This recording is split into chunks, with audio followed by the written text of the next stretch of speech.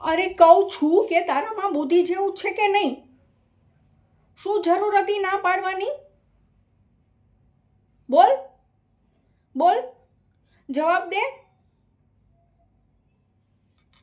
આવી ગઈ પાનોડી? મામાની ઘરે રહેવું છે ને મફતના રોટલા તોડવા છે. કંઈ કામકાજમાં મદદ કરશો કે તમારું ભાણું પીરસી દઉં? ચૂપ, ખબરદાર. કોઈ પણ વસ્તુને હાથ લગાડી છે ને તો ચૂપ, ઊભી રહે.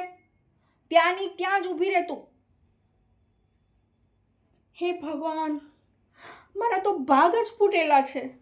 અને આ ગંગા શું સમજે છે એની જાતને? અરે શું જરૂર હતી નાનૈયો ભણવાની?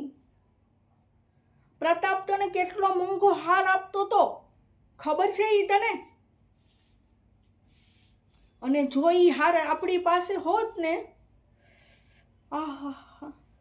જો ઈ હાર આપણી પાસે હોત ને તો પણ ના, તારાથી તો ઈ જોવાય જ નહીં.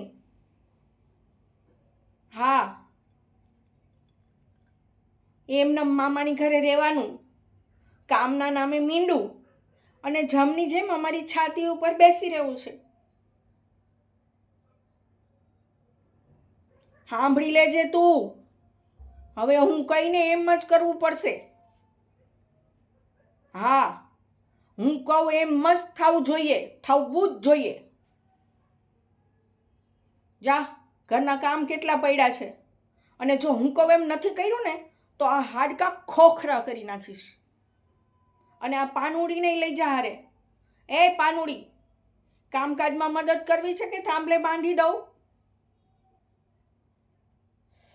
હે ભગવાન, આ ઘરના કામના ઢસડા કરી કરીને તો મારી કમર જ ભાંગી ગઈ છે.